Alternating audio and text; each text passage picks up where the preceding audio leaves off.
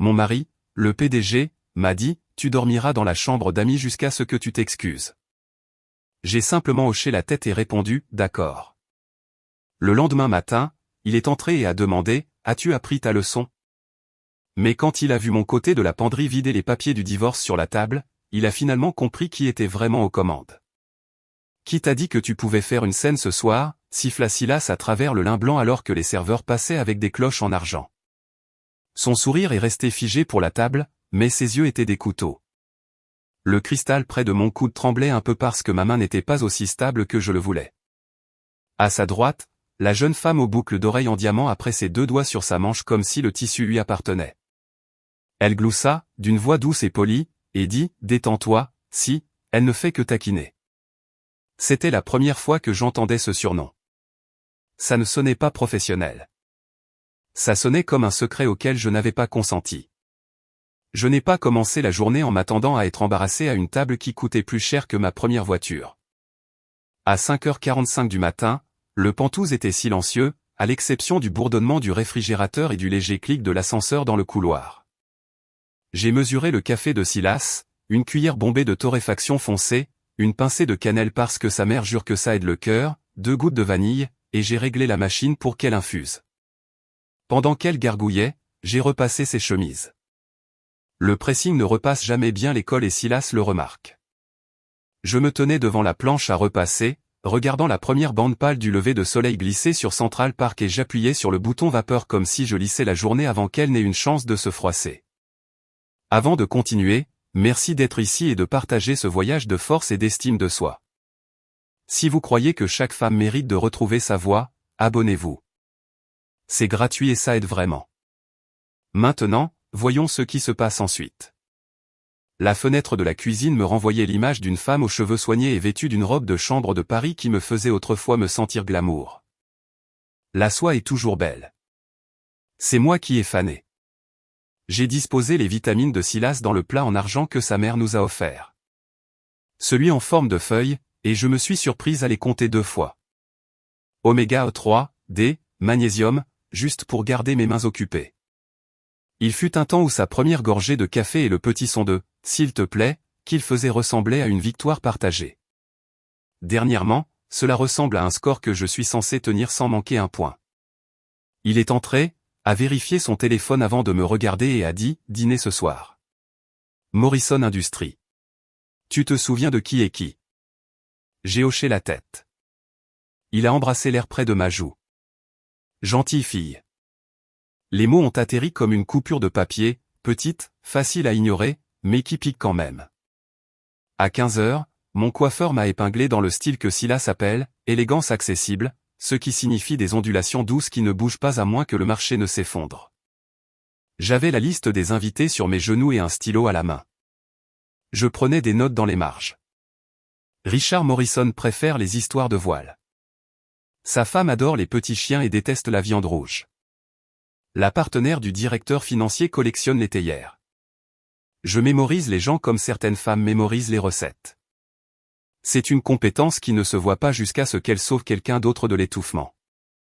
Mon téléphone s'est allumé avec le nom de Carole. Nous avions l'habitude de marcher ensemble autour du réservoir à l'aube. Je l'ai laissé aller sur la messagerie vocale parce que je n'avais pas l'énergie d'expliquer pourquoi j'ai toujours l'air occupé juste au moment où elle est libre. La manucure m'a demandé si je voulais la couleur vive ou la couleur sûre. J'ai choisi le rose pâle qui va avec tout et ne dit rien. Dans le placard, j'ai passé mes doigts sur la robe émeraude qui réchauffe ma peau. Je pouvais entendre Silas dans ma tête. Le verre te donne l'air d'en faire trop. Je me suis zippé dans la robe bleu marine qu'il avait approuvée la semaine dernière et j'ai pratiqué mon sourire dans le miroir. Ni trop large, ni trop petit. L'expression que l'on porte quand on est censé être à la température de la pièce. La salle à manger de l'hôtel sentait le bois poli et l'huile de truffe. Les lumières étaient assez basses pour cacher les visages fatigués. Les épouses se regroupaient dans un coin, riant avec un peu trop d'air dans leur voix, échangeant des nouvelles sur les écoles et les locations d'été. J'ai pris ma place à côté de Silas, la position que j'occupe depuis 12 ans, et j'ai senti le poids familier de sa main au creux de mon dos. C'est alors qu'elle est arrivée. La jeune femme se déplaçait comme les gens qui pensent que les projecteurs sont un droit de naissance. Sa robe était élégante et lumineuse, le genre de tissu qui chuchote en passant. Elle s'est glissée dans l'espace entre nous avec une aisance possessive. « Te voilà », lui dit-elle comme si j'étais celle qui l'avait fait attendre. Silas l'a présentée comme Britney, une consultante. Il n'a pas donné de nom de famille. Une révolutionnaire, ajouta-t-il comme un titre de journal.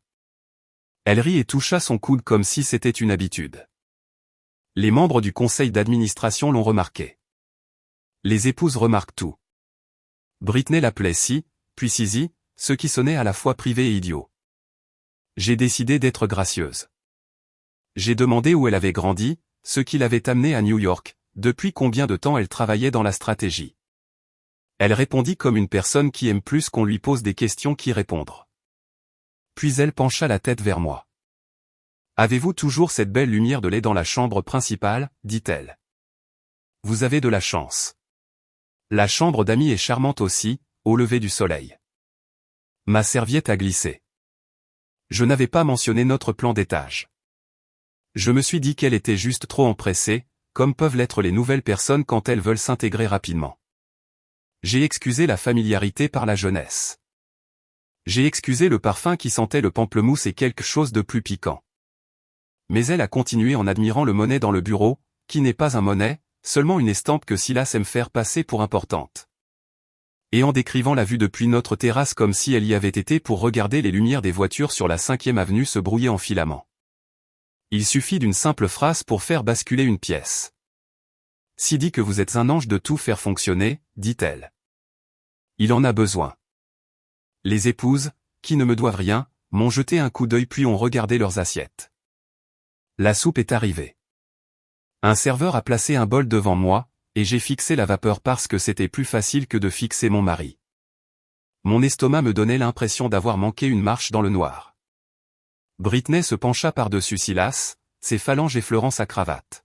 « Tu l'as encore fait ?» dit-elle, et refit le nœud comme si elle s'y était entraînée. C'était un petit geste, trop petit, trop facile et trop sûr de lui. J'ai entendu ma voix avant d'avoir un plan pour elle. « Faites-vous ça souvent ?» demandai-je, les yeux sur ses mains. La table se tut, comme le font les gens quand ils sentent un incendie avant de sentir la fumée. Silas rit. Ce rire de salle de conseil qui peut transformer un non en un peut-être. Junipé, dit-il, utilisant mon nom comme un avertissement, pas un accueil. Je n'ai pas reculé. Je suis curieuse, ajoutai-je, en gardant un ton léger. Le redressement de cravate fait-il partie du forfait de consultation, ou est-ce l'un des services premium? Quelqu'un toussa. Une fourchette cliqueta trop fort contre la porcelaine. Les épouses se concentrèrent sur le beurrage de pain invisible. Les hommes considérèrent leur vin. Le sourire de Britney resta, mais ses yeux se refroidirent. « Nous sommes tous de la famille ici, dit-elle. »« C'est ça, si. »« Assez, » dit Silas entre ses dents, la bouche toujours souriante pour le président assis en face. Il passa la main sous la table et me pinça l'intérieur du bras. Pas fort, juste un rappel. Il y a des années, j'en aurais peut-être ri. Ce soir, la pincée a eu l'effet d'une note de service que je n'avais pas signée. La conversation reprit en morceaux prudents, comme si tout le monde s'était mis d'accord pour sauter la page avec le paragraphe embarrassant. J'ai pris une gorgée d'eau. Le verre tremblait contre ma lèvre. Pour me calmer, j'ai pensé au matin. Comment la planche à repasser grinçait quand je la pliais. Comment le café réchauffait mes paumes. Comment j'avais placé ces boutons de manchette sur la commode comme deux petites pièces de monnaie. J'ai pensé à notre 5e anniversaire à Paris. La façon dont il me regardait quand je descendais l'escalier de l'hôtel dans cette robe de chambre. La façon dont je croyais que me regarder serait toujours comme ça. La mémoire peut être une couverture douce ou une brûlure de corde. Ce soir, elle frottait à vif. Richard Morrison a demandé à Silas de porter un toast pour le trimestre. Silas se leva, grand, beau et persuasif, et remercia tout le monde pour leur confiance. Il loua l'équipe. Il loua nos partenaires à table. Sa main dériva vers Brittany pendant un instant plus long que Polly. Elle leva son verre vers lui avec un sourire conçu pour les photographes. J'ai tenu le mien fermement. Quand il s'assit, il orienta son corps vers elle, pas vers moi. Ce changement n'est rien que l'on puisse citer au tribunal, mais certains changements sont des mises en accusation sans paperasse. Le dessert est arrivé. Une chose délicate avec du sucre filé qui captait la lumière. Britney a levé son téléphone et a pris une photo de l'assiette, puis a tourné l'appareil pour un selfie rapide avec Silas en arrière-plan. Légende, murmura-t-elle. Gagnante. J'ai posé ma cuillère. Avez-vous un surnom pour mon mari, lui demandai-je doucement. Ou n'utilise-t-il que celui pour vous en priver? Ma voix n'était pas forte. Elle a voyagé quand même. Je pouvais sentir la table basculer à nouveau autour de moi. Cette fois, comme un bateau quand une vague le prend par surprise. Le sourire de Silas mourut en premier, puis sa mâchoire prit le relais. La surprise éclata, puis la chaleur, puis quelque chose de plat et de final que je reconnaissais des jours où il renvoyait des gens au petit déjeuner. Junipé, dit-il à voix basse. Nous discuterons de ton comportement plus tard. Les mots n'appartenaient pas à notre mariage. Ils appartenaient à son bureau de direction. Brittany ouvrit la bouche, puis la referma, puis se pencha en arrière comme si elle reconsidérait son investissement. J'ai hoché la tête comme si nous parlions d'un point à l'ordre du jour ennuyeux. Bien sûr, dis-je. Assurez-vous de le mettre au calendrier. Je détesterais être accusé d'avoir manqué une réunion. Une des épouses toussa dans sa serviette pour couvrir un rire qu'elle ne voulait pas laisser échapper. Le directeur financier fixa son assiette comme s'il y lisait des chiffres. L'air se raréfia. Même la musique du bar de l'hôtel semblait se retirer. Silas ne m'a pas parlé pendant le trajet de retour en voiture. Il tapait sur son téléphone. Dehors, la ville vacillait à travers la vitre teintée. À l'intérieur, je pouvais entendre ma propre respiration. Le parfum de Britney, agrume et mordant, s'accrochait à sa veste. J'ai baissé les yeux sur mes mains, croisées comme celles d'une écolière, et j'ai pensé à la robe émeraude suspendue tranquillement dans notre placard, celle que j'avais choisie pour moi-même et que je n'avais pas portée. Je me suis demandé quand j'avais commencé à laisser d'autres personnes choisir mes couleurs. De retour aux Pentouzes, il est allé directement à son bureau avec la porte juste assez ouverte pour me montrer qu'il ne se cachait pas, juste indisponible. Je suis resté dans la cuisine où le matin avait été doux. Le plat à vitamines en argent brillait sous les lumières. J'ai lavé mon rouge à lèvres d'un verre qui n'était pas le mien et je l'ai rangé comme si de rien n'était. Du bureau, sa voix flotta une fois, calme et exercée alors qu'il retournait un appel. L'ascenseur sonna faiblement quelque part dans le couloir. J'ai mis la bouilloire pour le thé, même si je savais que je n'en boirais pas. Quand il est finalement apparu à l'embrasure de la porte, veste enlevée, cravate desserrée là où les doigts de Britney avaient été, son visage était le même que celui qu'il donne aux caméras quand il doit parler de pertes comme si elles étaient des opportunités. Nous nous occuperons de ta petite crise, dit-il, en temps voulu. J'ai rencontré ses yeux et j'ai hoché la tête, sentant une étrange immobilité s'installer en moi. Ce n'était pas la paix.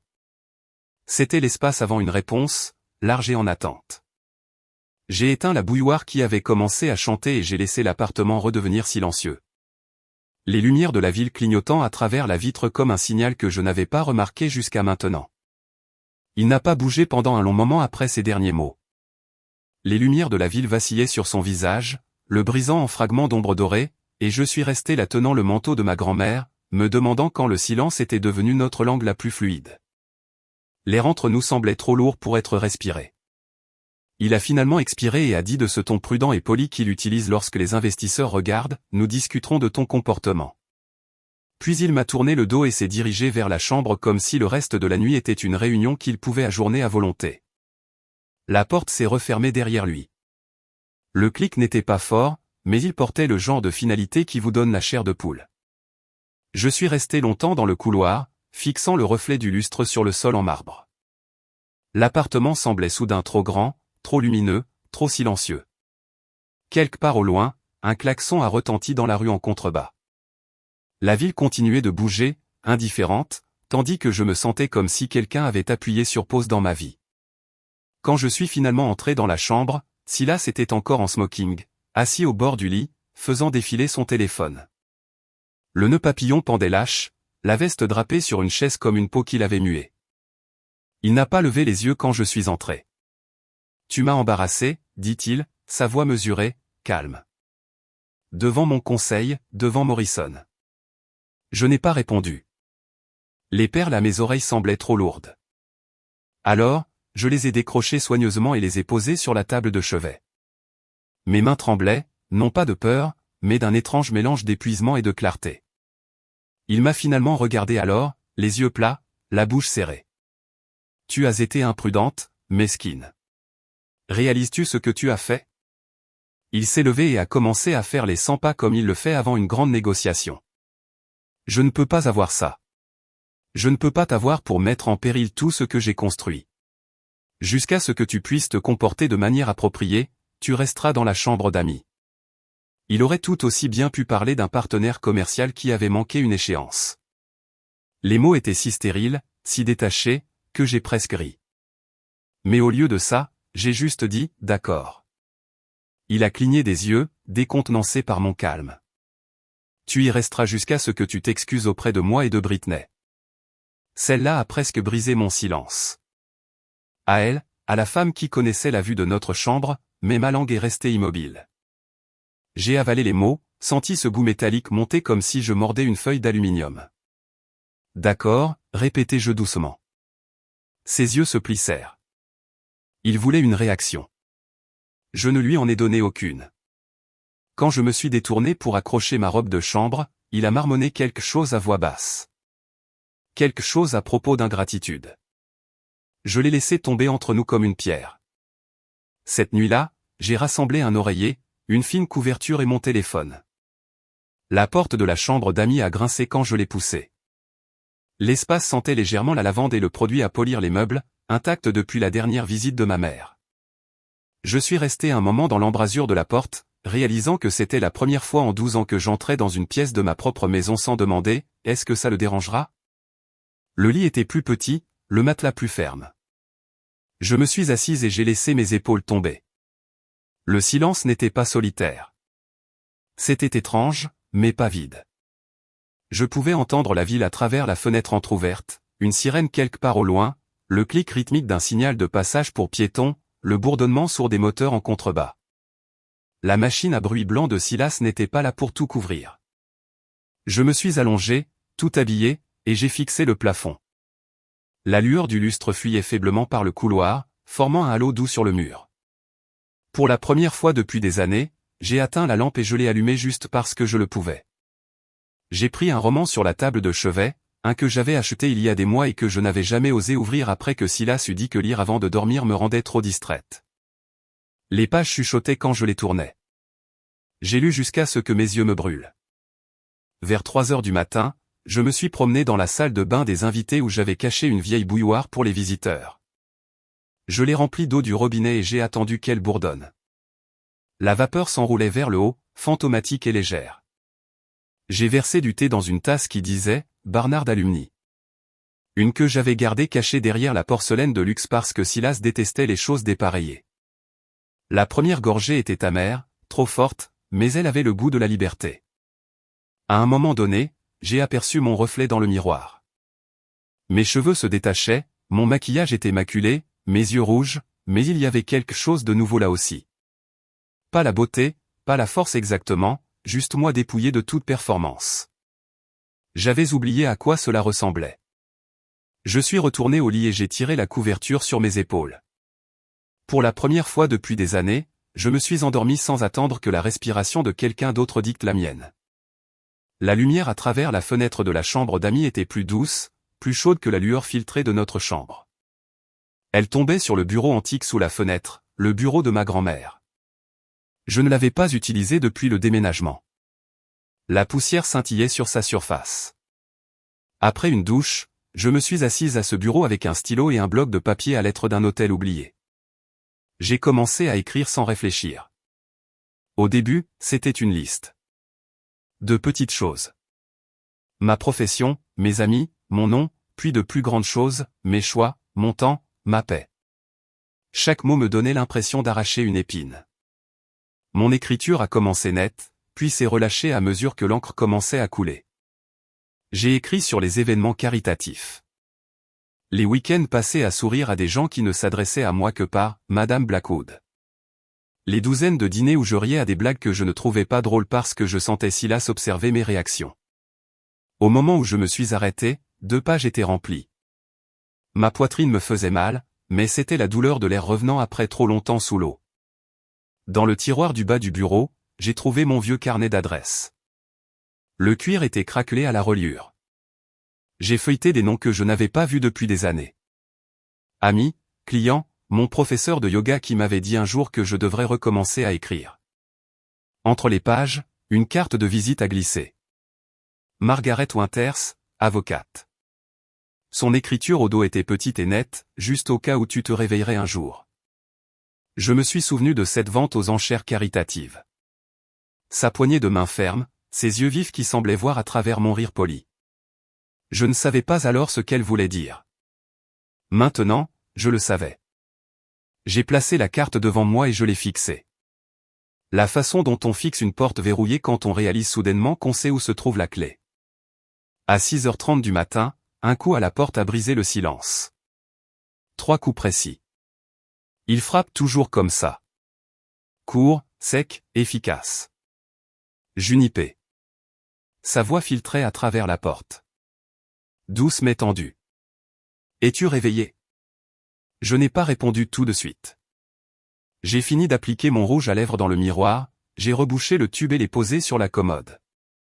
Mon reflet avait l'air étrangement compétent pour une femme qui venait d'être rétrogradée dans sa propre maison. La porte s'entr'ouvrit.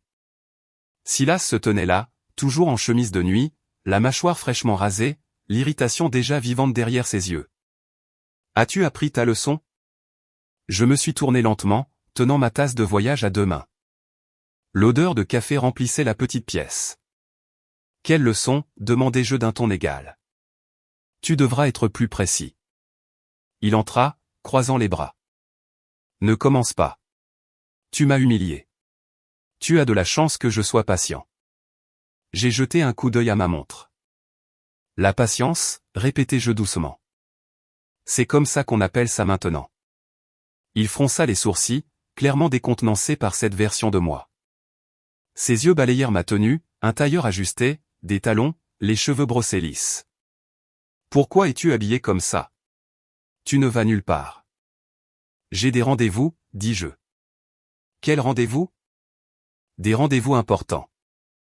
La simplicité de la réponse sembla le déstabiliser. Il chercha sur mon visage un soupçon de faiblesse, mais il n'y avait plus rien à trouver pour lui. Je suis passé devant lui, mon épaule effleurant son bras, et me suis dirigé vers la cuisine. Il m'a suivi à mi-chemin dans le couloir. Junipé, ne sois pas ridicule. J'ai glissé ma tasse de voyage dans mon sac. Bon conseil, dis-je en gardant une voix douce. Tu devrais essayer. Il s'arrêta alors, pris entre la colère et la confusion. Tu penses que tu peux simplement m'ignorer? Je pense, dis-je en ouvrant la porte de l'ascenseur, que tu seras surpris de tout ce que je peux faire. Les portes de l'ascenseur se fermèrent avant qu'il ne puisse répondre. Alors que les numéros d'étage défilaient, je m'appuyai contre le mur, sentant mon rythme cardiaque ralentir. Le reflet qui me fixait dans l'acier poli avait l'air calme, presque serein. Je ne savais pas exactement où j'allais encore, mais pour la première fois depuis des années, ce serait un endroit de mon propre choix. Quand l'ascenseur sonna dans le hall, je sortis dans l'air frais du matin. Le portier hocha poliment la tête, ignorant que la femme qui passait devant lui en tailleur gris n'était plus Madame Blackwood. Pas encore, en tout cas, mais bientôt. L'air du matin semblait plus frais que d'habitude alors que je mettais le pied sur la 5e avenue, le trafic bourdonnant comme une symphonie agitée. Je n'avais pas prévu où aller en premier, seulement que je ne pouvais pas retourner en arrière. La ville avait une texture différente maintenant, vive, électrique, vivante. Chaque pas loin de ce Penthouse me donnait l'impression de franchir une frontière invisible. J'ai pris le métro pour la première fois depuis des années, me glissant dans un siège d'angle entre une femme en blouse et un homme lisant la section financière. Personne ne m'a regardé 2 fois, ce qui était étrangement réconfortant. J'ai regardé mon reflet vaciller contre la vitre sombre du tunnel, cheveux nets, rouge à lèvres stables, yeux alertes. Pour la première fois, je ressemblais à quelqu'un capable de recommencer à zéro. Je me suis retrouvé debout devant une tour de verre sur Lexington Avenue avant d'avoir pleinement décidé de venir. 42 étages d'ambition polie. Le bureau de Margaret Winters. La plaque signalétique devant sa suite brillait d'or.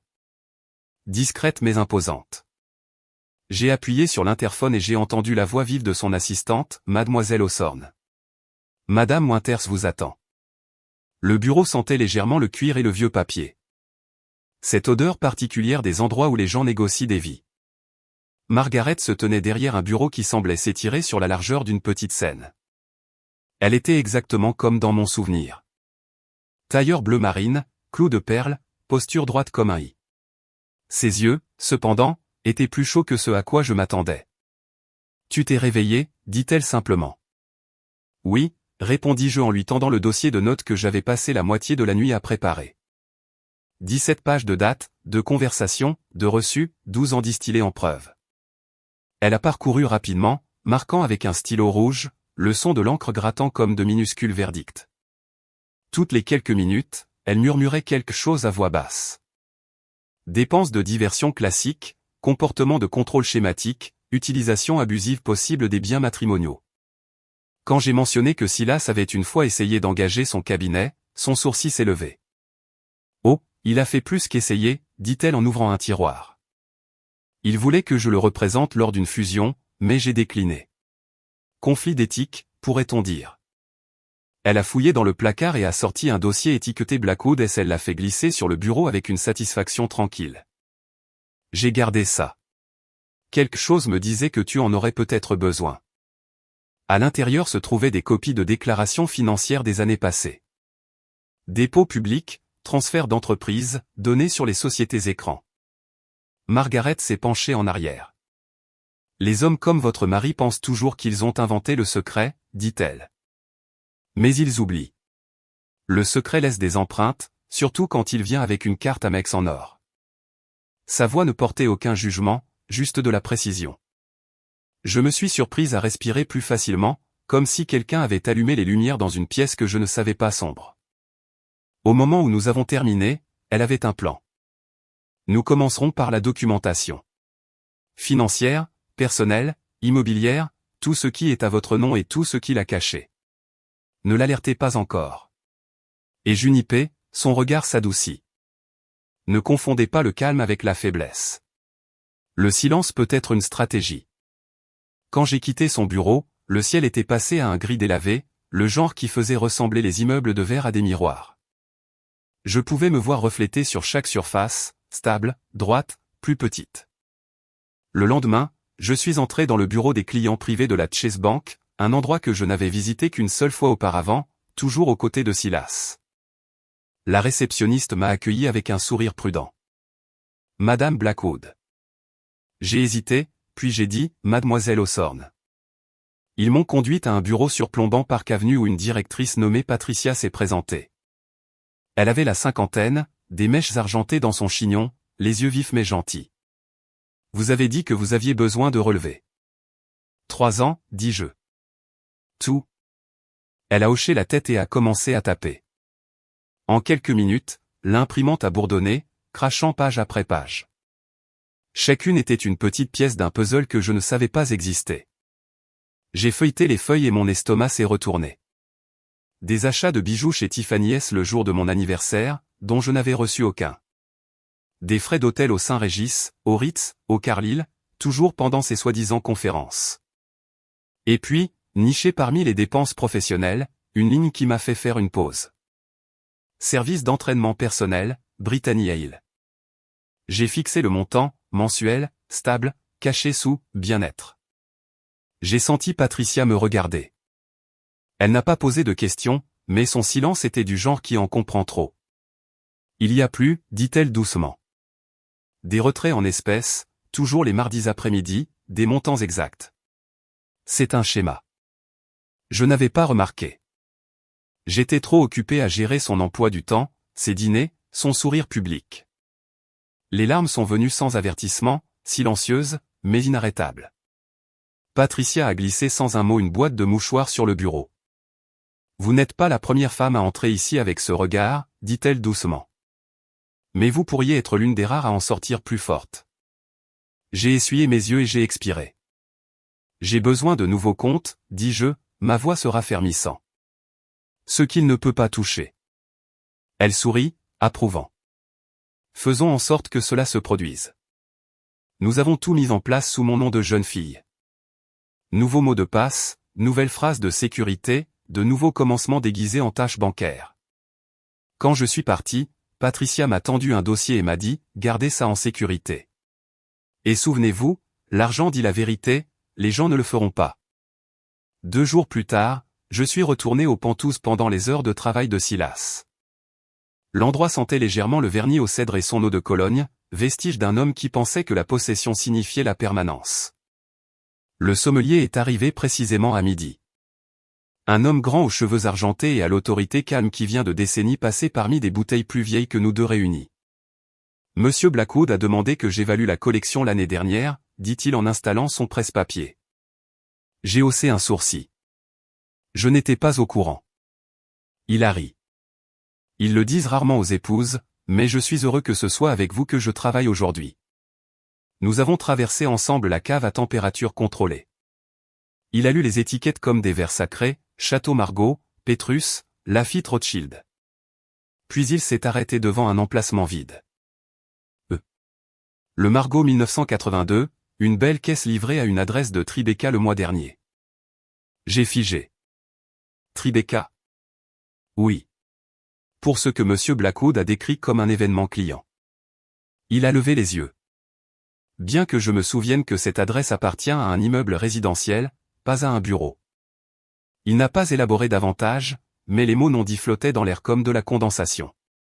Au moment où il a fini de cataloguer, la valeur de la collection était stupéfiante.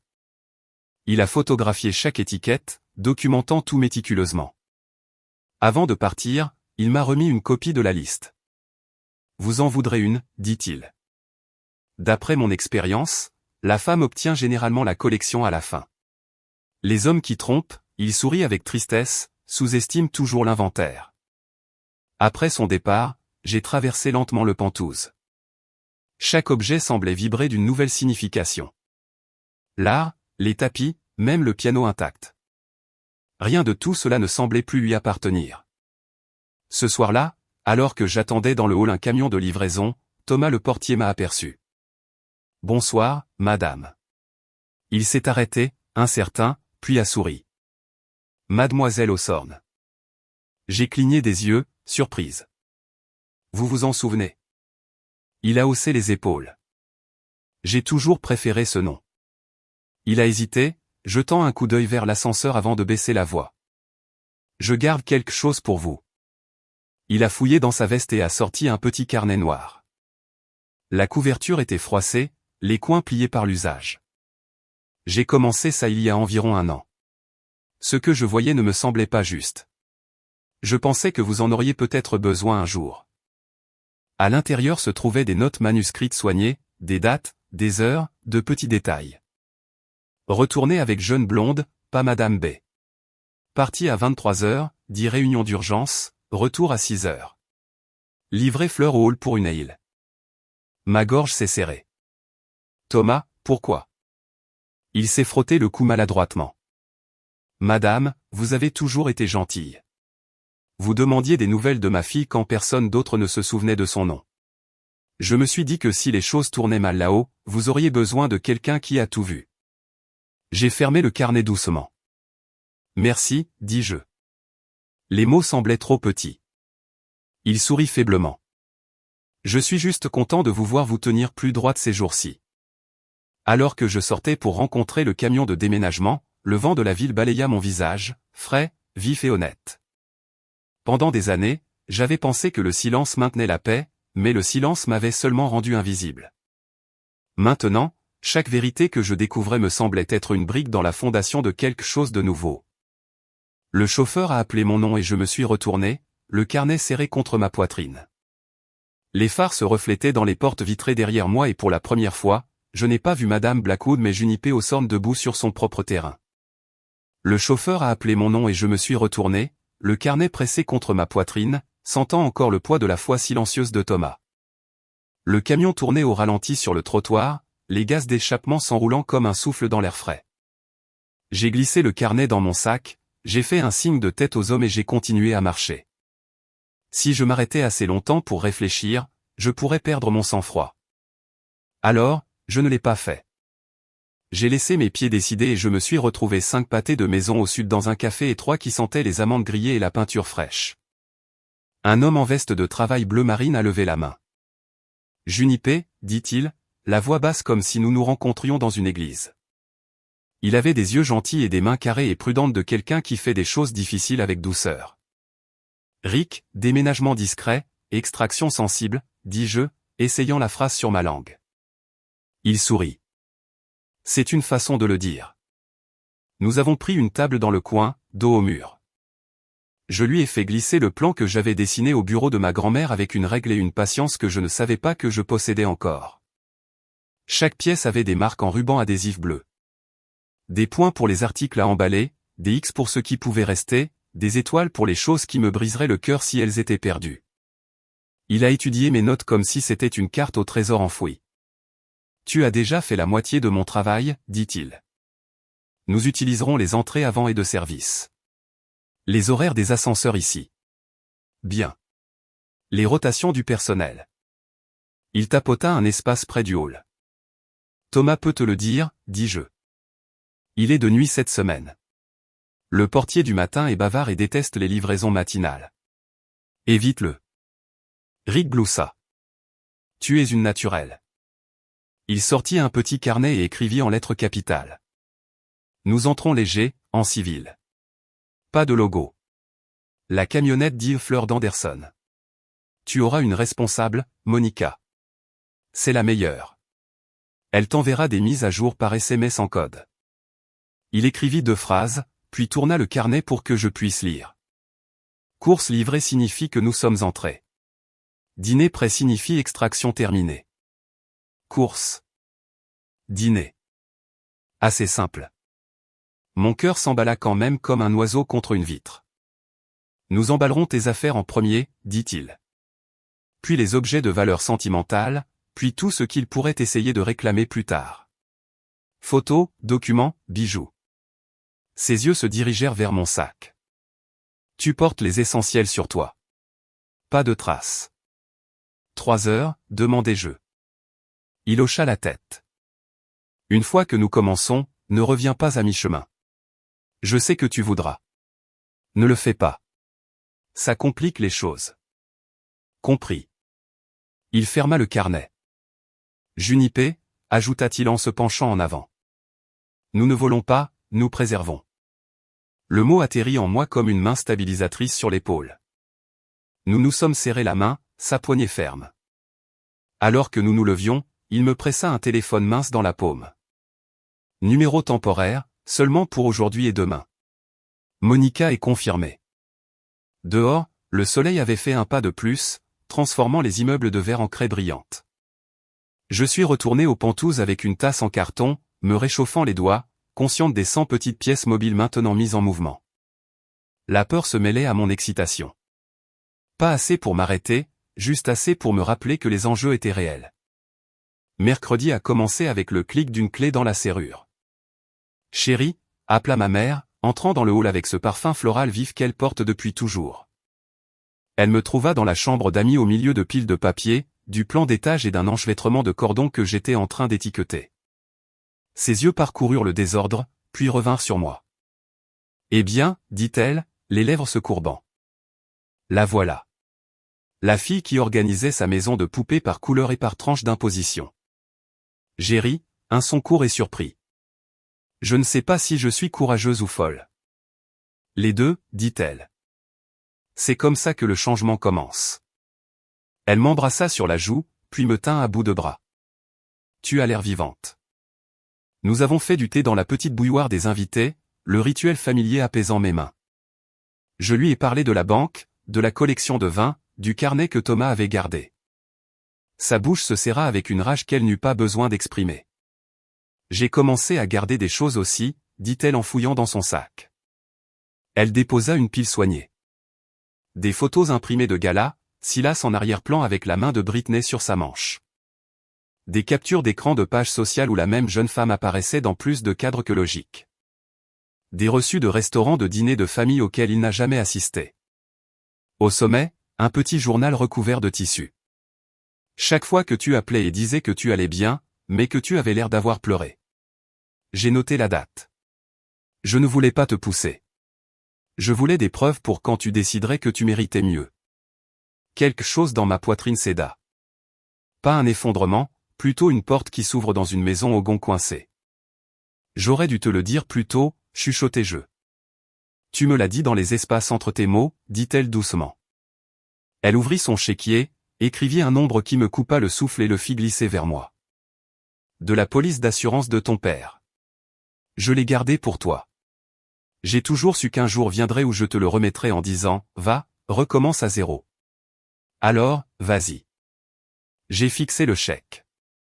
Il représentait des choses pratiques, des cautions, des avocats, des chambres avec des serrures. Mais il me semblait aussi être une permission. Je l'ai glissé dans mon sac, et pendant un moment, nous nous sommes juste tenus la main comme nous le faisions pour traverser les rues animées. « Est-ce que ça ira » demanda-t-elle. « Oui » dis-je, et je réalisai que je le croyais. Avant de partir, elle se tint à l'embrasure de la porte et me regarda, une lueur de fierté dans les yeux. « Quand tu le verras essayer de te faire peur pour que tu restes petite, souviens-toi qui t'a élevée, dit-elle. Il ne lui appartient pas de définir ton courage. » Après son départ, l'appartement semblait différent. Pas plus vide, plus léger. À midi, j'ai rencontré mon cousin Derek dans le salon tranquille d'un hôtel qui aurait pu être le salon de n'importe quelle ville. Des fauteuils bas, des lampes douces, un piano que personne ne jouait. Derek travaillait à la sécurité du Ritz-Carlton au centre-ville. Il se glissa sur le siège en face de moi, commanda un café noir et attendit que le serveur s'éloigne. Puis il plaça une clé USB sur une serviette en papier et la tapota une fois du doigt. « Tu n'as pas eu ça de moi » murmura-t-il. « Bien sûr que non, dis-je. »« Week-end de la conférence, dit-il. Vidéo de l'enregistrement, ascenseur, hall. Aussi, 3 autres visites. Enregistrées. Le concierge garde des copies de tous les reçus pendant un certain temps. J'ai pris ce que j'ai pu sans éveiller les soupçons. J'ai tourné la clé entre mes doigts, petite et d'apparence ordinaire. « Et tu es sûr, Junipé » dit-il doucement. Je n'aurais pas appelé si je n'étais pas sûr. Il se pencha, la voix plus basse. Elle porte ton bracelet dans le clip de l'ascenseur. Cartier, celui avec le petit fermoir en émeraude. Un courant froid me traversa. Pas un choc exactement. La confirmation a une température différente. J'ai hoché la tête. Merci. Désolé que tu aies dû l'apprendre de cette façon, dit-il. Désolé qu'il y ait eu une façon, répondis-je. Il tendit la main et serra la mienne, puis s'adossa et essaya d'alléger l'atmosphère. Tu te souviens quand nous avions 10 ans et que tu m'as fait signer un contrat avant d'échanger les déjeuners, dit-il. Tu n'arrêtais pas de voler mon pudding, dis-je. Tu as rédigé un meilleur accord que la moitié des managers que j'ai eus, dit-il en souriant. Tu as toujours été celle qui écrivait les choses. Tu es toujours cette personne. Après son départ, je suis resté 1 minute à tenir la clé USB comme un galet qui avait ricoché sur l'eau et avait finalement atterri dans ma paume. La preuve ne me donnait pas l'impression d'un triomphe. Elle me donnait l'impression d'un outil. Les outils ne sont pas excitants. Ils sont nécessaires. Monica a envoyé un SMS ce soir-là. Plan d'étage confirmé. Point d'interrogation marqué en rose. J'ai répondu avec des photos de 3 articles que j'avais oublié de marquer. Les livres de première édition de mon père, une courte pointe que ma mère avait faite pour notre mariage, un arrosoir en laiton dont Silas se moquait mais que j'utilisais chaque été. Elle a répondu avec un pouce levé et un petit émoji de fleurs.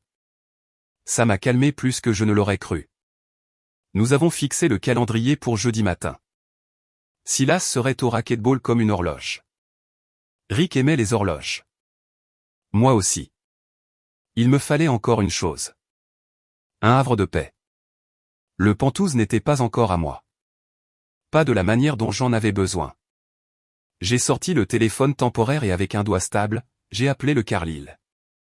La femme aux réservations parlait avec ce doux sourire d'hôtel que l'on peut entendre. Bon retour, mademoiselle Hawthorne, dit-elle comme si je n'étais jamais parti. J'ai besoin d'une suite, dis-je. Calme, une fenêtre. De bonnes serrures. Nous avons exactement ce qu'il vous faut, répondit-elle.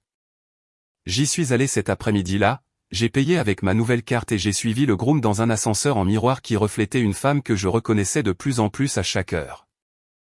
La porte s'ouvrit sur une pièce baignée d'une lumière pâle, le genre qui pardonne et invite à la fois. L'air sentait légèrement la lavande, pas l'eau de Cologne. J'ai traversé jusqu'à la fenêtre et j'ai regardé Madison Avenue, se déplaçant comme une rivière lente et élégante. Y a-t-il autre chose que nous puissions faire pour vous mettre à l'aise, demanda le groom, posant ma petite valise près du placard.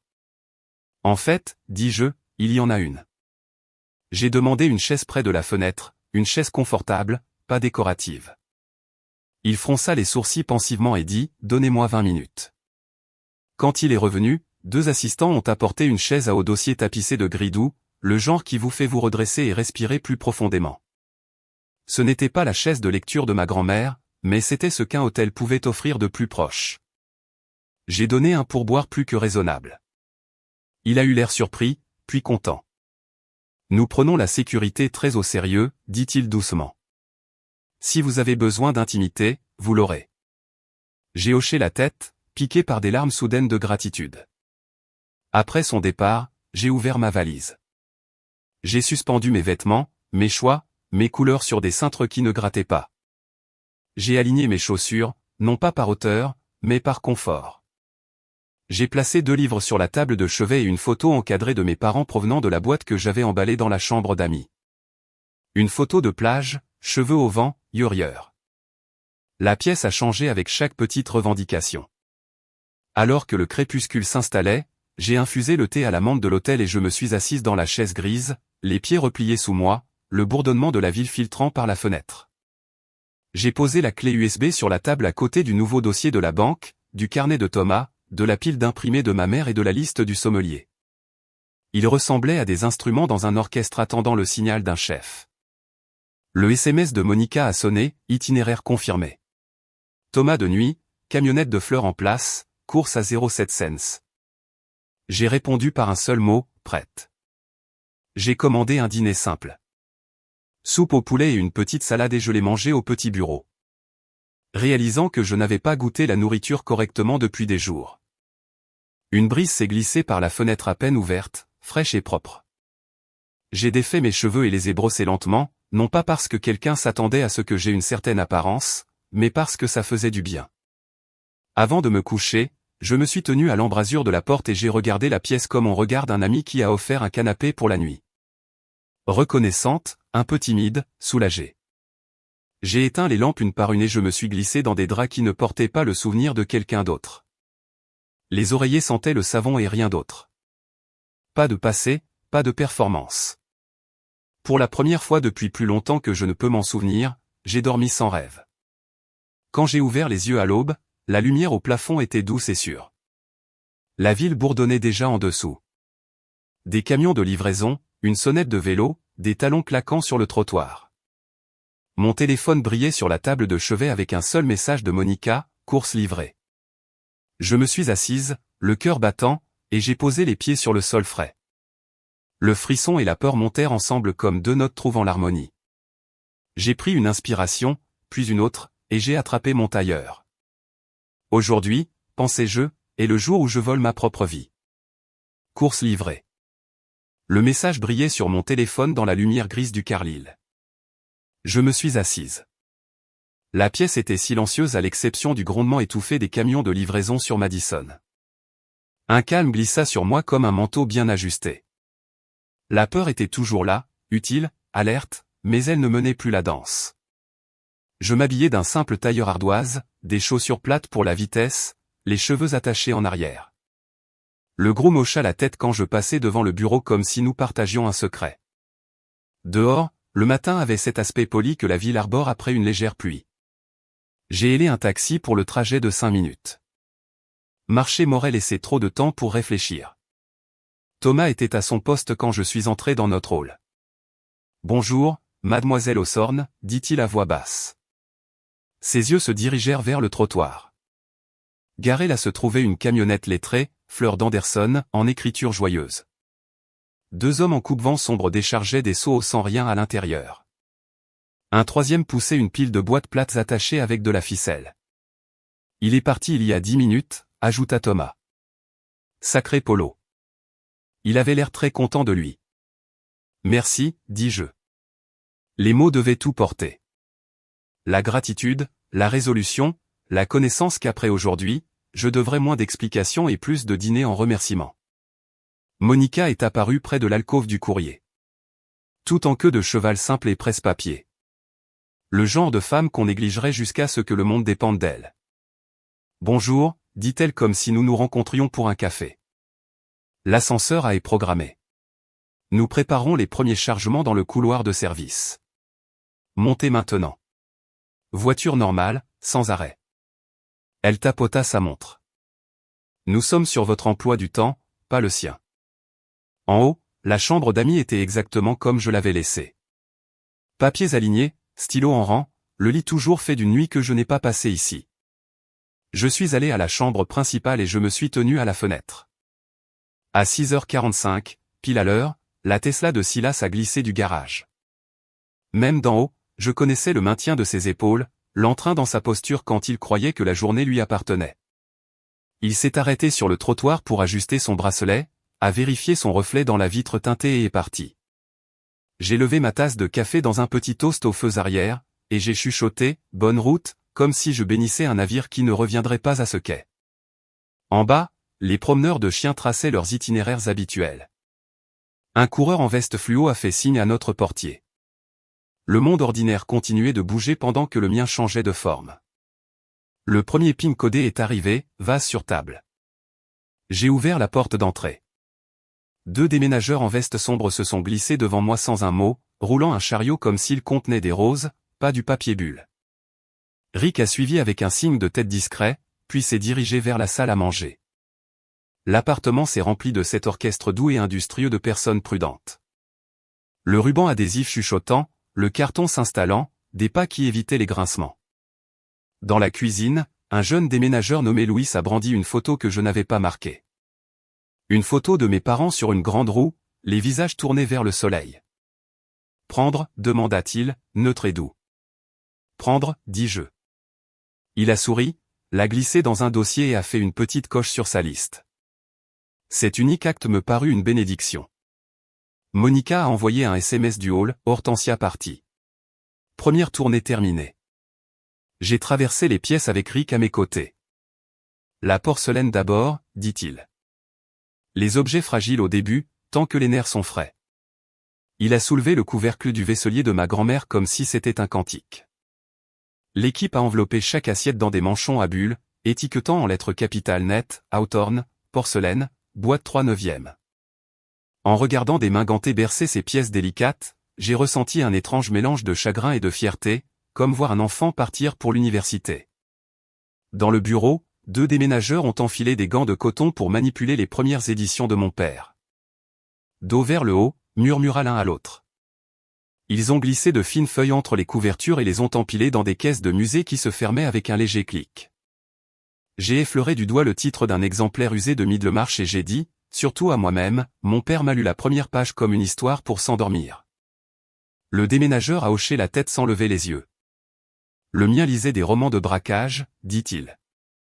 Ça semble approprié aujourd'hui. Nous avons partagé un rapide sourire entendu. Un autre pigne, herbe de jardinière collectée. J'ai imaginé les petits pots en terre cuite sur la terrasse. Basilic, menthe, la vigne de tomates cerises tenaces que je faisais pousser jusqu'en août. Silas les appelait « ta ferme ». L'équipe avait aussi trouvé l'arrosoir en laiton. Monica a envoyé une photo avec un point d'interrogation et j'ai répondu « oui ». Un instant plus tard, emballé. Nous étions à 3 heures du balai quand j'ai ouvert le placard et j'ai vu le coffre-fort. Il était accroupi sur le sol derrière des costumes alignés comme des soldats. Ma bouche s'est asséchée une seconde, non pas de peur, mais du poids de ce qui vient quand on choisit de regarder. Je me suis agenouillé, j'ai entré la combinaison, notre date de mariage, bien sûr, et Le Pen a reculé avec un petit soupir obéissant. Passeport, acte de naissance, police d'assurance, le testament. J'ai posé chacun sur le tapis et je les ai photographiés avec mon téléphone. Puis j'ai trouvé la chose dont j'avais presque oublié l'existence, le contrat de mariage. Épais, officiel, suffisant sur du papier crème. Margaret m'avait déjà dit qu'il s'effondrerait à la lumière du jour, mais j'ai pris des photos quand même. Chaque page, chaque signature. Derrière, attachées par un ruban si sec qu'il craquait, se trouvaient mes lettres, celles que je lui avais écrites quand le mariage ressemblait encore à un nouveau pays. Il ne les avait pas ouvertes. La poussière marquait les bords comme un verdict silencieux. Et là, dans une boîte en velours poussée au fond, j'ai trouvé la bague en émeraude de ma grand-mère. Silas avait un jour haussé les épaules et dit, elle a dû être égarée lors du déménagement. Égaré avait été son mot soigné pour tant de choses qui ne lui convenaient pas.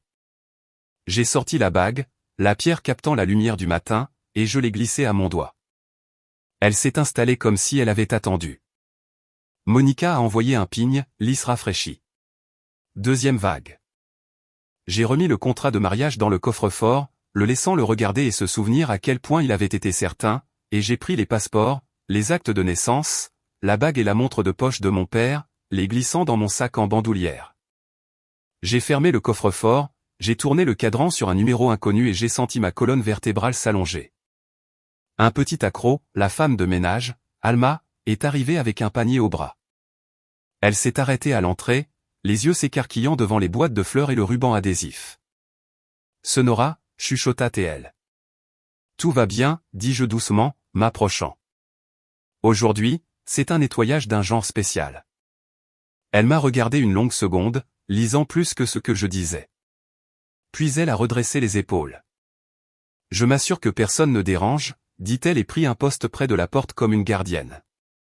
J'ai pressé de l'argent dans sa main et elle a secoué la tête, puis l'a rangé sans regarder. Vous êtes toujours gentille, murmura-t-elle. La phrase m'a réchauffé pendant l'heure suivante. À midi, Rick a vérifié sa montre. À mi-chemin, dit-il. Nous sommes en avance. Il a pointé un petit mur de galerie dans le couloir. Cela. C'étaient des photographies d'endroits que j'avais aimés avant d'apprendre à faire semblant. Coney Island en hiver, une librairie à Rome, un coin pluvieux à Dublin où un musicien de rue jouait du violon. Prends, dis-je.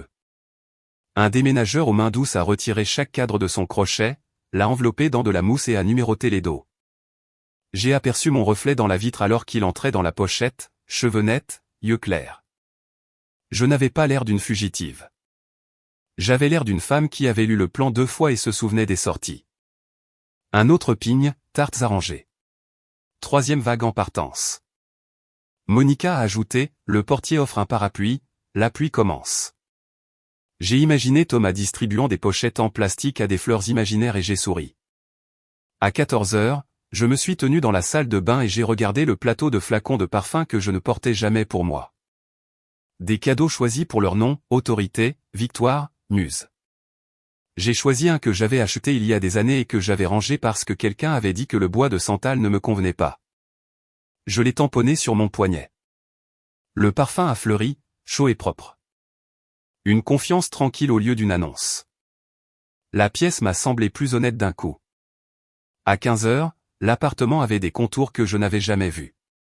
Sans mes affaires, les espaces où j'avais été obéissante étaient évidents. La cuisine, autrefois mise en scène pour recevoir, ressemblait à une salle d'exposition. Le bureau ressemblait à un décor pour un homme jouant la compétence.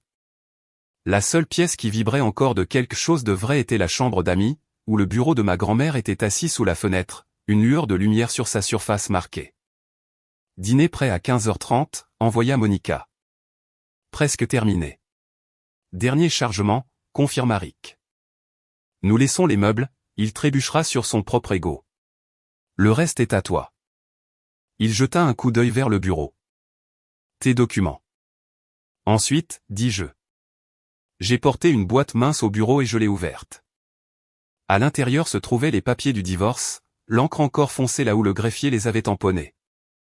J'ai ajouté le rapport d'expertise comptable, avec onglet, surligné, impitoyable, ouvert à la page nette qui traçait les fonds de l'entreprise dans le salaire de Britney comme si c'était une recette de gâteau. Enfin, un petit morceau de carton que j'avais fait imprimer dans une minuscule boutique de Lexington. 6 mots en caractères noirs, rien de plus. Je suis entré dans son bureau à 16 heures précises. La pièce avait cette immobilité que le bois cher obtient en fin d'après-midi, la lumière tombant en barre nette sur le sous-main en cuir. Je pouvais voir le contour où son ordinateur portable se trouvait habituellement, la faible trace de son poignet là où il polissait le bureau avec ses mouvements constants. J'ai redressé un stylo parce que c'est ce que je fais, puis j'ai arrangé les documents. Les papiers du divorce à gauche, éventaillés pour que le numéro de dossier et le sceau soient faciles à voir. Le rapport d'expertise à droite, l'onglet dépassant comme un drapeau discret. Ma petite carte centrée au-dessus. J'ai sorti mon téléphone et j'ai photographié le bureau une fois, puis une autre, puis une troisième fois depuis l'embrasure de la porte. Pas par dépit, pour mémoire, pour le souvenir, pour le moment où ma vie a changé parce que j'ai décidé qu'elle le ferait. Je suis resté un peu plus longtemps à écouter l'appartement. Les déménageurs étaient partis. La camionnette de Fleur était devenue une rumeur de pâté de maison plus loin. Les seuls bruits étaient le faible bourdonnement du réfrigérateur et une sirène lointaine descendant la 5e avenue. Je suis allé de pièce en pièce, ouvrant un tiroir ici, fermant un placard là, disant des adieux silencieux, non pas aux choses, mais à la version de moi-même qui les gardait époussetées. En sortant, je me suis arrêté devant le miroir du hall. Une femme en tailleur ardoise m'a regardé. Une bague avec une pierre vert foncé captant la dernière lumière. J'ai ajusté le col de ma veste et j'ai levé le menton. Pas défiante, pas effrayée, juste décidée.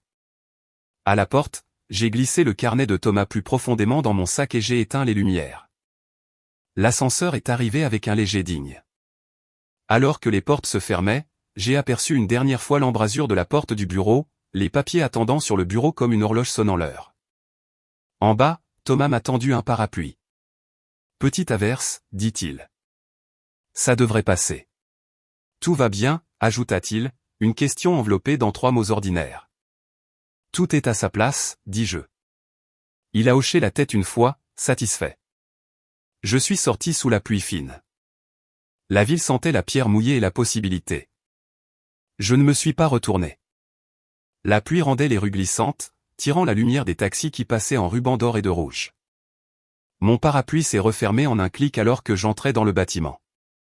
Le portier m'a fait un petit signe de tête, solennel et complice, et a appuyé sur le bouton de l'ascenseur avant que je ne le puisse.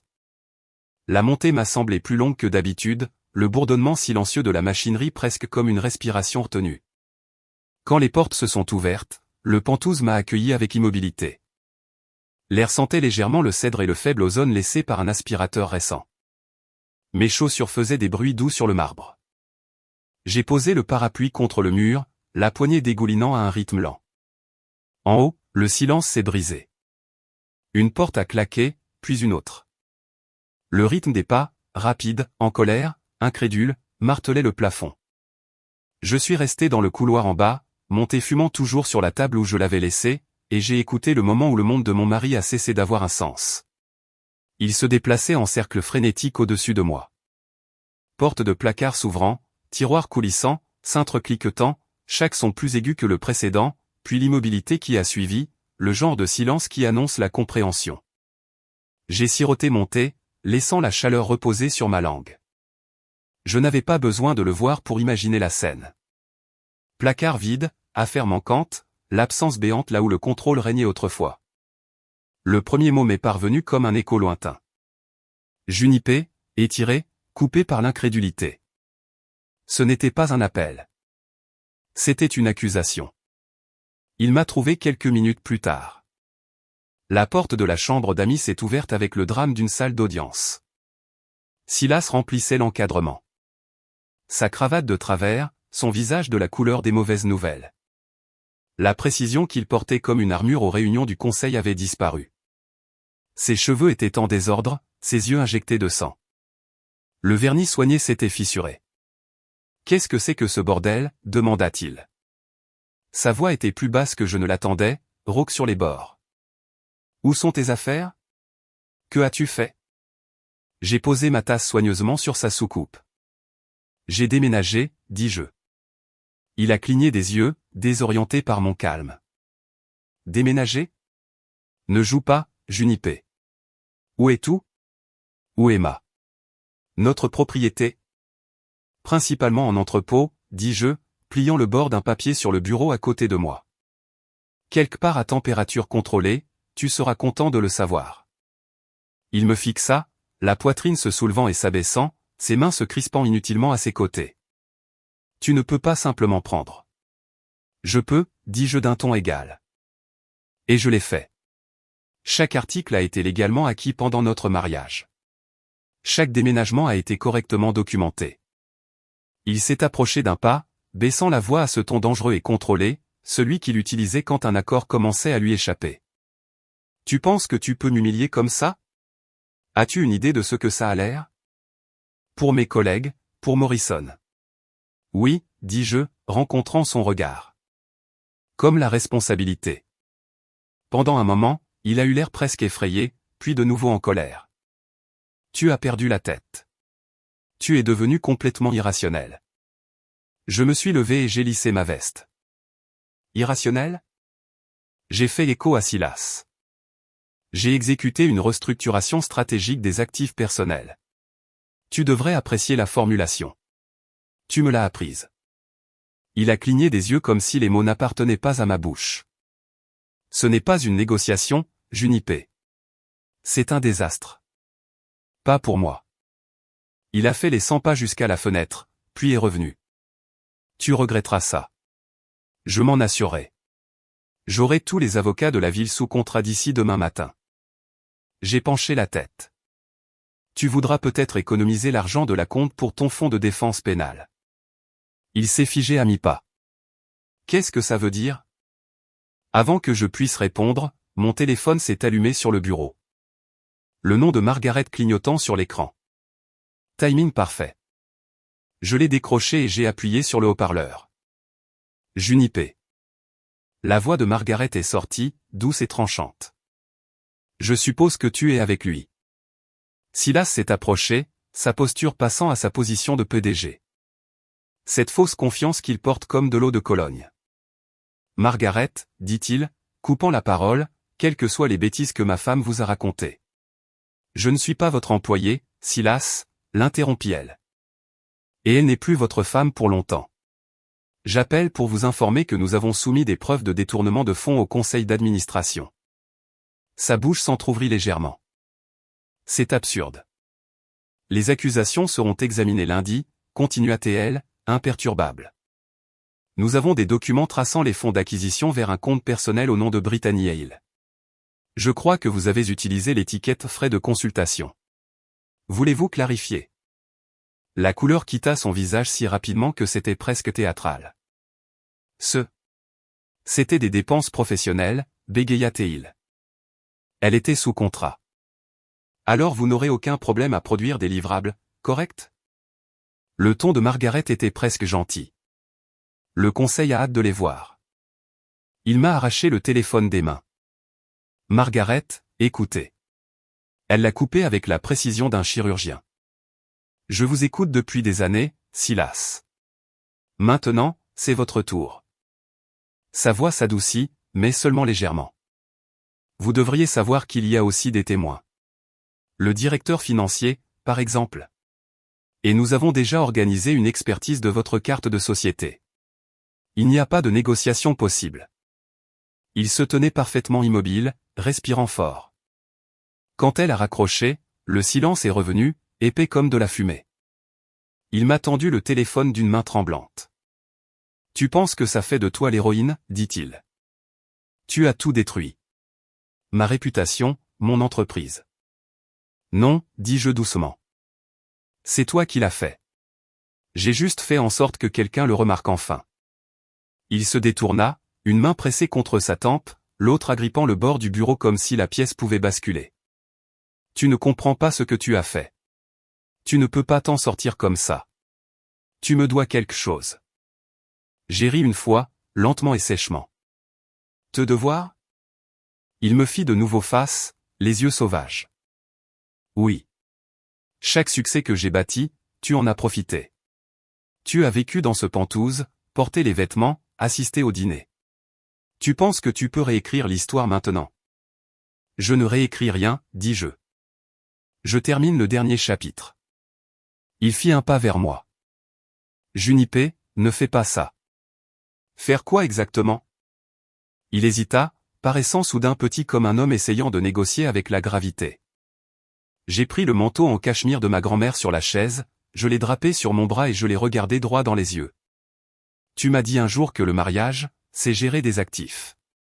Tu avais raison. Je n'avais juste pas réalisé que j'en faisais partie.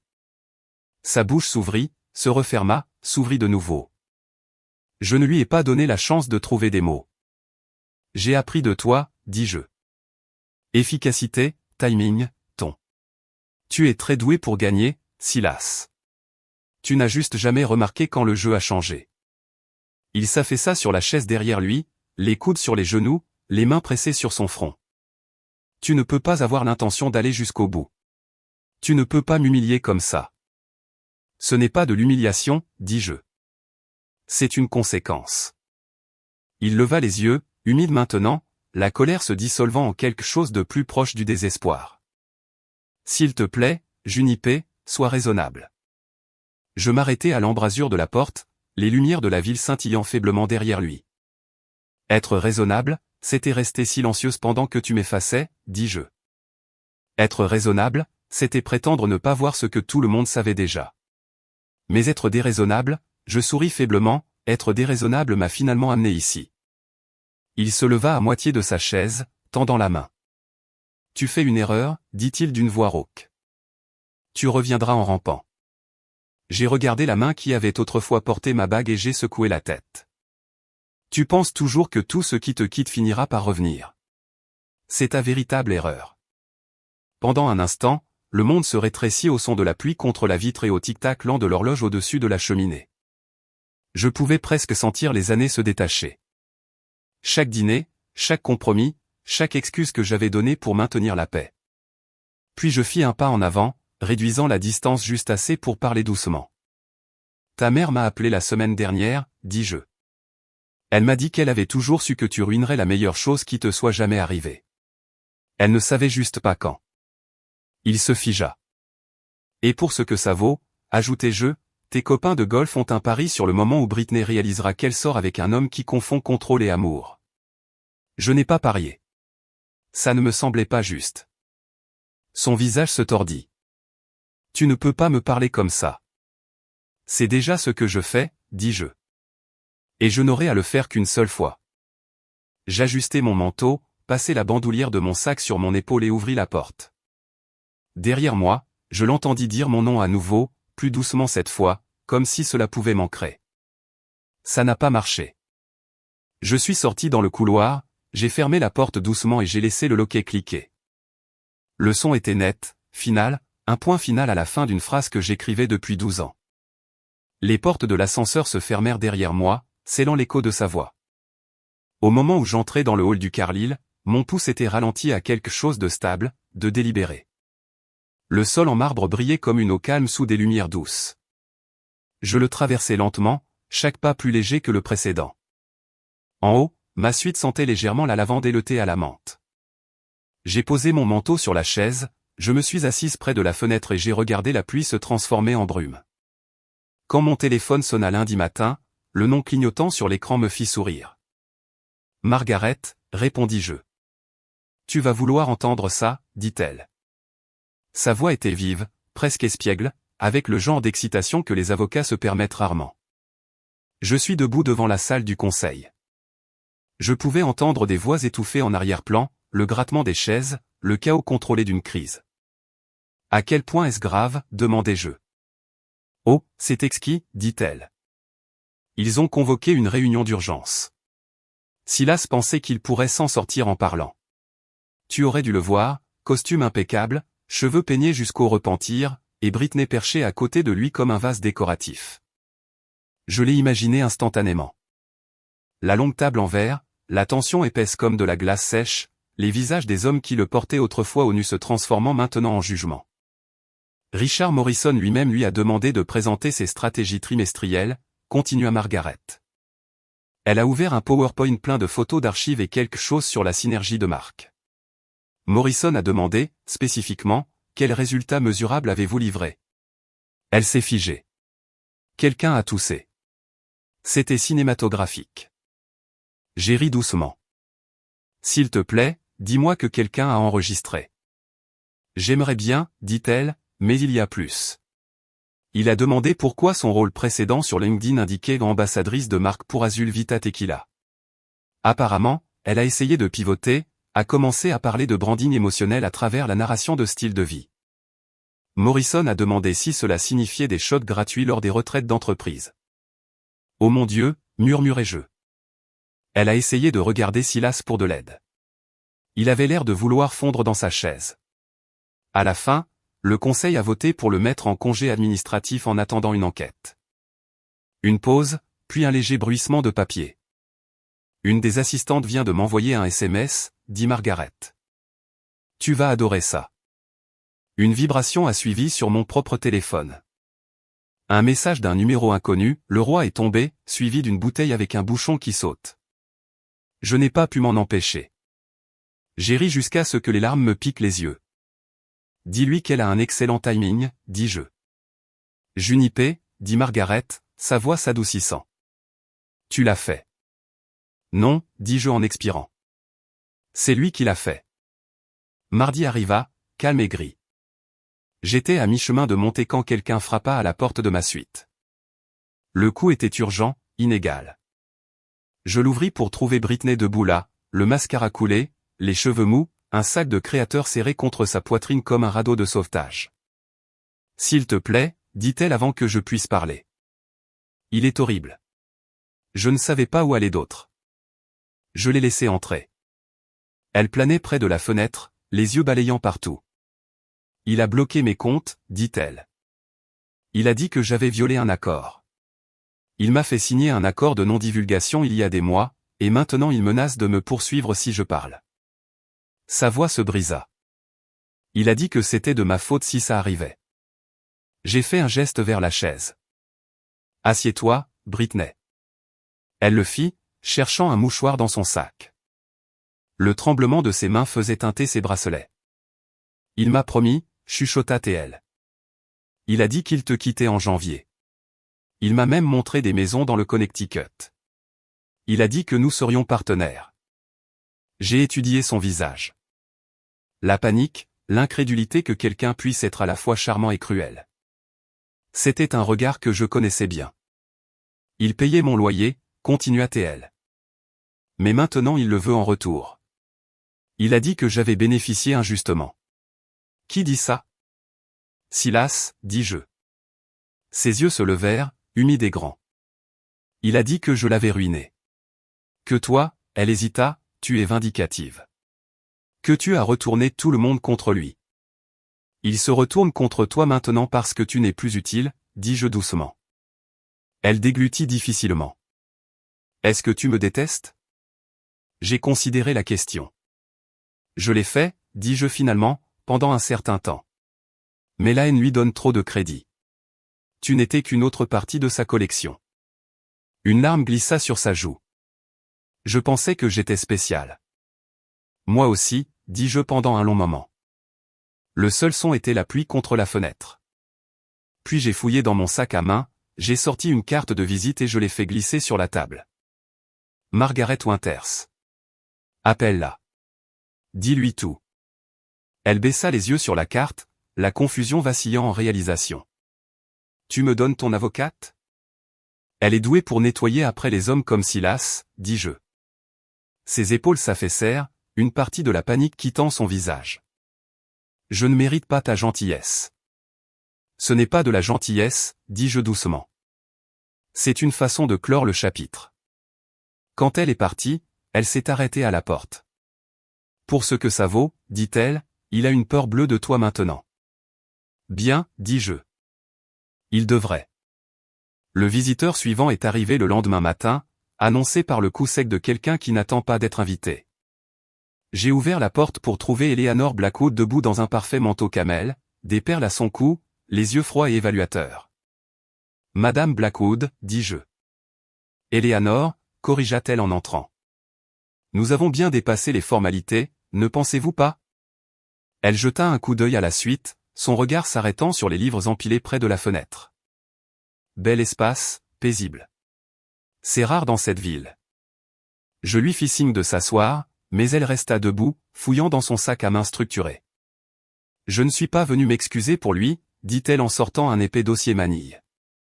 Bien que Dieu sait que quelqu'un devrait. Elle me le tendit. À l'intérieur se trouvaient des photocopies, de vieux dossiers judiciaires, des documents de règlement, des noms que je ne reconnaissais pas. « Qu'est-ce que c'est » demandai-je. « Son passé » dit-elle simplement. Les parties qu'il n'a pas pris la peine d'effacer. J'ai parcouru les pages. Des papiers de divorce. Le premier mariage qu'il prétendait annuler. Des notes d'un service des ressources humaines concernant une plainte pour harcèlement réglée discrètement. Un deuxième paiement moins formel étiqueté, frais de sortie de consultant. Je les ai gardés, dit Eleanor en s'asseyant. Finalement, sa voix s'était adoucie, mais sa posture restait droite, la colonne vertébrale comme du fer. Je me suis dit que c'était pour la protection. Mais je pense que je ne pouvais tout simplement pas supporter de jeter la preuve de qui mon fils était vraiment. J'ai levé les yeux vers elle. « Pourquoi me les donnez-vous ?»« Parce que vous êtes la seule qui lui ait jamais tenu tête, » dit-elle. « Et parce que vous êtes sur le point d'être celle qui le tiendra enfin pour responsable. » Quelque chose a changé dans son expression alors. Du regret, oui, mais aussi du soulagement. Son père était charmant, continua-t-elle. Il pouvait se sortir de n'importe quelle situation en parlant. Mais Silas, il a hérité de l'ambition sans la grâce. Je l'ai élevé en pensant que le succès le mettrait en sécurité. Ce n'est pas le cas. Elle se leva, lissa son manteau. Je n'attends pas de pardon, Junipé. Mais je suis désolé pour vous, pour les dommages qu'il a causés. Avant que je puisse parler, elle s'avança et me surprit avec une étreinte. Brève, ferme, presque maternelle. J'ai toujours espéré que tu serais celle qui l'arrêterait, chuchota-t-elle près de mon oreille. Quand elle est partie, le dossier reposait sur mes genoux comme une petite et lourde vérité. La médiation du vendredi a eu lieu aux Pentouzes. C'était étrange de revenir par ces portes, un espace familier dépouillé d'intimité. L'art brillait sans chaleur. Les meubles posaient pour une vie qui ne convenait plus à personne. Silas était déjà là, assis à côté de son avocat. Son costume avait l'air trop grand, sa cravate lâche, le brillant de ses chaussures avait disparu. J'ai pris ma place de l'autre côté de la table, mon avocate d'un côté, le médiateur à la tête. Le processus a commencé par les formalités, liste d'actifs, évaluation, pourcentage. Silas a essayé d'argumenter pour des objets sentimentaux, des peintures qu'il n'avait jamais remarquées, des sculptures qu'il considérait comme des ramasse-poussières. Cette peinture, dit-il en désignant l'estampe de Monet, faisait partie de notre esthétique commune. Mon avocate sourit. Vous voulez dire celle que vous avez dit qui jurait avec la couleur de votre bureau? Son avocat bougea inconfortablement. Nous sommes passés au meuble. Il a essayé de réclamer le service de salle à manger de ma grand-mère, citant la valeur historique. J'ai produit un email qu'il avait écrit il y a 2 ans, le qualifiant de « vieilles ordures que nous devrions donner ». Silas s'adossa, la mâchoire se crispant. Tu as tout transformé en preuve. Non, dis-je doucement. C'est toi qui l'as fait quand tu as tout rendu transactionnel. Le médiateur se racla la gorge. Restons civils. Nous l'avons fait, à peine. Chaque objet portait un souvenir. Chaque réclamation était une autre petite rupture. À un moment donné, son avocat a demandé à propos d'un album photo. Notre lune de miel en Italie. Je l'ai regardé, les bords usés, des visages souriants d'une vie antérieure. Tu peux le garder, dis-je. Ces gens n'existent plus. Pour la première fois de la matinée, Silas me regarda, pas les papiers. Il y avait quelque chose de brut dans son expression. Du remords peut-être, ou juste la reconnaissance que la performance était terminée. Quand les signatures finales furent apposées, le médiateur rassembla les dossiers. Cela conclut la division, dit-il. Je me levai en lissant ma veste. Le Penthouse semblait plus petit maintenant, l'air plus rare. Alors que je me tournais vers la porte, j'ai aperçu le bureau au fond du couloir. Bureau vide, faible contour là où mes papiers avaient reposé. La voix de Silas suivit, douce, incertaine. Junipé. Je m'arrêtai, mais ne me retournai pas. Prends soin de toi, Silas, dis-je. Tu vas en avoir besoin. Et puis je l'ai laissé là, entouré des fragments de l'empire qu'il avait bâti et brisé de ses propres mains. Le couloir avala le léger clic de la porte du bureau, et je marchai vers l'ascenseur sans regarder en arrière. L'air sentait légèrement le vernis au citron et la pluie portée par les manteaux des gens. Quand la porte s'ouvrit, mon reflet dans l'acier brossé avait l'air stable, presque serein. J'ai appuyé sur Ball, j'ai croisé les mains et j'ai laissé l'ascenseur me sortir de la vie que j'avais maintenue en vie bien trop longtemps. 3 mois plus tard, je me tenais dans un couloir différent, celui du palais de justice, portant la robe émeraude que Silas avait toujours détestée. Le tissu effleurait mes genoux, vif contre le carrelage beige et les plaintes éraflées qui avaient vu plus de fin qu'une bibliothèque. Margaret se tenait à côté de moi, ses lunettes de lecture basses sur son nez, une pile de papier sous le bras comme un bouclier qu'elle savait utiliser. Quand le greffier appela mon cas, nous sommes entrés ensemble dans la salle d'audience. La juge était une femme aux cheveux argentés tirés en un chignon strict et aux yeux qui avaient pesé 1000 histoires comme la mienne. Elle regarda les documents, puis moi. « Mademoiselle Hawthorne, dit-elle, le nom sortant comme s'il n'avait jamais été autre chose. Êtes-vous prête à finaliser ? Je le suis, dis-je, clair et sûr. Nous avons passé les formalités. Le décret a restauré mon nom, ma propriété, ma tranquillité. Quand la juge a tamponné la dernière page, le son a résonné comme un léger coup de marteau contre mes os. Elle a levé les yeux et m'a fait le plus petit sourire, le genre que les professionnels partagent avec les gens qui ont survécu à la partie difficile. Félicitations, dit-elle. Que ce soit un commencement. À l'extérieur de la salle d'audience, Margaret m'a serré dans ses bras dans le couloir. Nous n'avons pas seulement gagné, dit-elle à mon oreille. Nous avons fermé le livre. Elle m'a tendu une copie du décret, puis un autre dossier avec des onglets nets. Pour vos archives, ajouta-t-elle. Le règlement, la comptabilité, et mon préféré, les conclusions concernant l'utilisation abusive des fonds de l'entreprise. Ce chapitre particulier le suivra comme une longue traînée sur une comète. Nous avons descendu les marches du palais de justice sous un soleil d'hiver. La ville semblait différente à cette heure-là, moins pressée, comme si elle prenait une respiration entre les réunions. J'ai levé mon visage vers la lumière. Mon nom était à nouveau le mien, me seyant comme un manteau dans lequel j'avais grandi. La clé du Penthouse était lourde dans ma paume cet après-midi-là quand je me suis laissé entrer. Les pièces vides retiennent leur souffle différemment après une tempête. J'ai traversé chaque espace tranquillement. Le bureau ne ressemblait plus à un décor. La chambre d'amis, ma chambre, était remplie de boîtes étiquetées de ma main, pas de la sienne. J'ai ouvert une boîte étiquetée, tiroir de bureau, et j'ai sorti le stylo plume de ma grand-mère. Il écrivait en ligne bleue lisse sur du papier impeccable, et mon premier mot sous mon nom restauré avait l'air stable. Junipé. Une semaine plus tard, j'ai signé un bail pour un petit bureau dans l'Upper West Side. 2e étage, une lumière du soleil qui ne flattait personne et ne cachait rien. La peinture séchait encore dans les coins. J'ai décollé le film protecteur de la plaque de porte et j'ai appuyé moi-même sur les lettres. Gilles Hawthorne, LCSW. Consultation. J'avais mis ma licence dans un cadre il y a des années et je l'avais rangée parce qu'une épouse n'avait pas besoin de telles choses, ou c'est ce qu'on m'avait dit. Maintenant, elle était suspendue à hauteur des yeux. La pièce sentait la peinture fraîche et la possibilité. J'ai choisi des chaises qui invitaient à la conversation plutôt qu'à la performance. Un tapis rond qui réchauffait le sol, une bibliothèque qui contenait plus que de la décoration. Le bureau de la réception est resté petit par choix. Pas de gardien ici, juste une femme aux yeux gentils nommée Tessa qui cuisinait des barres au citron pour les clients nerveux et se souvenait de comment chacun prenait son thé. Le premier matin, j'ai apporté un vase de tulipes de l'épicerie et je l'ai posé près de la fenêtre. Elles se sont ouvertes alors que le soleil se déplaçait le long du mur comme une promesse s'épanouissant à l'heure. Ma première cliente était une femme en manteau bleu marine qui gardait les mains croisées jusqu'à ce qu'elle lui fasse mal. Elle avait vu mon nom dans les pages mondaines.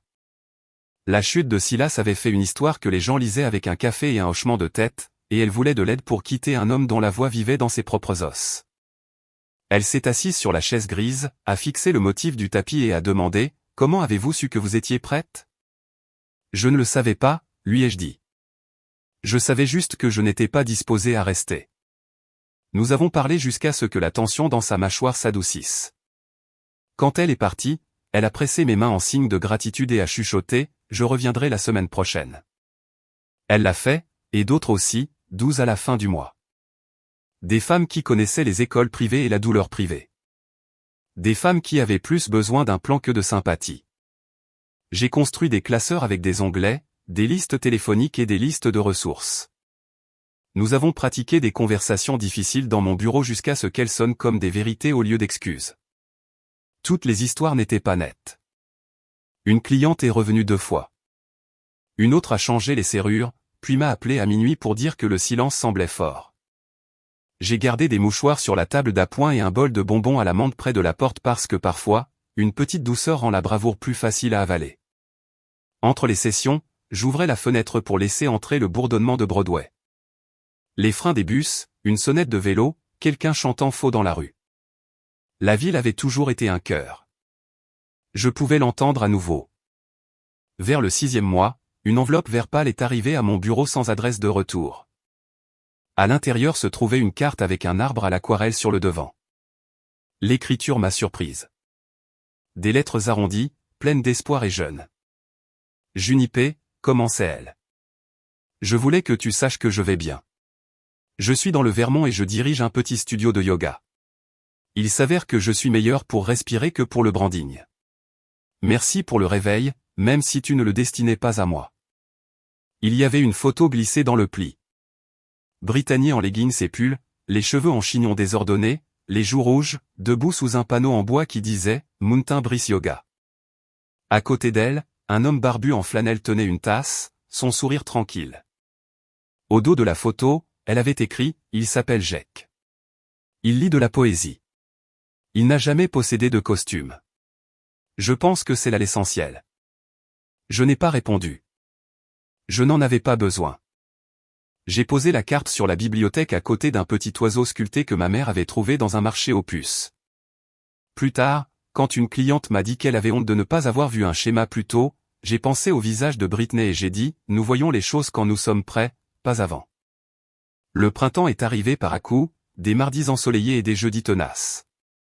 Le jour du lancement de mon livre, je me suis réveillé avant l'alarme, l'excitation battant dans mon corps comme un métronome amical. Nous l'avons intitulé « La révolution de la chambre d'amis », une phrase qui a fait sourire Margaret la première fois qu'elle l'a entendue. L'éditeur a réservé la même salle de bal d'hôtel où Silas m'avait présenté à Britney, et j'ai dit oui sans hésitation. L'ironie, lorsqu'elle est utilisée correctement, peut être une épice curative. Le hall sentait les lys et le café. À l'intérieur de la salle d'événement, les chaises formaient des rangées nettes. Une petite scène à l'avant bordée d'exemplaires de mon livre empilés comme des briques. Tessa s'affairait avec les badges et la lueur des lampadaires, puis me pressa une menthe poivrée dans la main comme un entraîneur tendant du ruban adhésif. Pour les nerfs, dit-elle. Les gens ont commencé à arriver. Des femmes aux yeux vifs et au sourire prudent. Quelques hommes à l'arrière qui semblaient prendre des notes pour des sœurs et des amis. Ma mère est entrée au bras de Thomas, qui portait un costume qui lui allait comme s'il l'attendait dans son placard pour une raison. Il a fait le plus petit signe de la main et a articulé, fier. J'ai serré ses doigts quand il m'a rejointe et j'ai dit, « Tu es très élégant. » Même Eleanor est apparue, debout près de l'arrière dans une robe bleu marine, son expression illisible jusqu'à ce que je surprenne le petit signe de tête qui disait, « Ça aurait pu être plus que des fleurs. » Margaret a pris place au premier rang et a croisé les jambes avec la satisfaction nette de quelqu'un qui sait qu'un plan a été exécuté. La salle s'est remplie d'une session d'histoire, de divorces silencieux, de divorces bruyants, de divorces bloqués, de divorces qui n'avaient pas encore eu lieu, mais qui avaient déjà commencé dans le cœur. Quand le moment est venu, je suis monté sur scène. Le micro était chaud dans ma main. J'ai lu un passage sur la première nuit dans la chambre d'amis, sur la liberté étrange d'une lampe laissée allumée et d'une fenêtre entr'ouverte sur l'air réel. Le public était immobile, le genre d'immobilité qui signifie que les gens retiennent leur souffle. Quand j'ai fini, j'ai posé le livre et j'ai ouvert aux questions. Une femme aux cheveux gris dans un cardigan rose s'est levée. « Regrettez-vous quelque chose ?» demanda-t-elle. La salle attendait. J'ai pensé aux années, aux dîners, aux sourires exercés. J'ai pensé à la nuit où j'ai dit d'accord à la chambre d'amis et où je voulais dire « Regarde-moi faire ». J'ai secoué la tête. Je regrette de ne pas avoir déménagé dans la chambre d'amis plus tôt, dis-je. C'est là que j'ai appris la leçon que j'aurais dû apprendre plus tôt. Que le confort peut être une cage si vous laissez quelqu'un d'autre fermer la porte. Les applaudissements montèrent comme de la chaleur. Je les sentis sur mon visage, mes mains, à l'intérieur de ma poitrine. Pendant un moment, je les laissai reposer là. Puis j'ai lu la dédicace, à toutes les femmes à qui on a dit d'apprendre leur leçon et qui l'ont fait. Les applaudissements cette fois sont venus avec quelques acclamations. Ce n'était pas un tour de victoire. C'était un retour à la maison. Ensuite, j'ai signé des livres et j'ai écouté. Une infirmière m'a dit qu'elle avait versé un acompte pour son propre appartement ce matin-là. Une enseignante a dit qu'elle avait sauvegardé mon article sur la documentation comme une liste de contrôle. Une femme de mon âge m'a serré la main et a chuchoté « Merci de m'avoir montré que la personne dans le miroir peut changer ». Quand la salle s'est vidée, Thomas s'est approché timidement avec un exemplaire à me faire signer. Au meilleur portier de New York, ai-je écrit, puis j'ai ajouté « Et au héros silencieux du hall ». Il a ri, puis s'est raclé la gorge et a dit « Mademoiselle Hawthorne, il y a la queue après le bar ». Alors que je faisais mes bagages, les lumières de l'hôtel brillaient un peu plus chaudement. Je suis allé à la fenêtre où, il y a des mois, j'avais regardé une version plus jeune de moi-même naviguer dans une soirée d'un autre genre. Dehors, la ville bougeait comme elle le fait toujours, se pressant, s'arrêtant, se heurtant, pardonnant. Mon téléphone a vibré avec un SMS de Tessa. Demain, 3 nouvelles clientes. Aussi, ta mère veut des pancakes. J'ai souri. Les pancakes semblaient un bon plan. Cette nuit-là, de retour aux Pentouzes, j'ai monté les escaliers et je me suis arrêté au seuil de la chambre d'amis. Le bureau était sous la fenêtre, exactement comme avant, rayures et tout. J'ai passé mes doigts le long de son bord et j'ai senti la rainure où mon stylo s'était enfoncé il y a des semaines. À travers la vitre, le parc brillait d'un vert doux et improbable. J'ai ouvert la fenêtre de quelques centimètres et j'ai respiré l'air doux de la nuit. L'odeur des feuilles humides, un soupçon de chariot à bretzel, une note égarée d'un saxophone quelque part sur l'avenue. Sur la commode, la bague en émeraude de ma grand-mère a attrapé un rayon de lumière de la rue et l'a renvoyé dans un petit clin d'œil satisfait. J'ai éteint la lampe, je me suis glissé sous les draps et j'ai écouté. Pas les pas de quelqu'un d'autre ou la respiration de quelqu'un d'autre, mais la ville, mon propre cœur silencieux battant la mesure. J'ai dormi sans me préparer. Le matin, la lumière du soleil inondait le sol de cette manière propre qu'elle a quand une journée n'a pas encore été compliquée par les attentes de quiconque. Je suis allé à la cuisine, j'ai fait du café comme je l'aime, et j'ai mis 2 assiettes sur le comptoir pour les pancakes parce que ma mère arriverait avec un journal et des opinions. J'ai aperçu mon reflet dans la porte du micro-ondes, cheveux en désordre, yeux vifs, bouche prête à sourire, et j'ai ressenti à nouveau cette douce certitude. La personne qui contrôle la salle de conseil n'est pas toujours celle qui contrôle le conseil.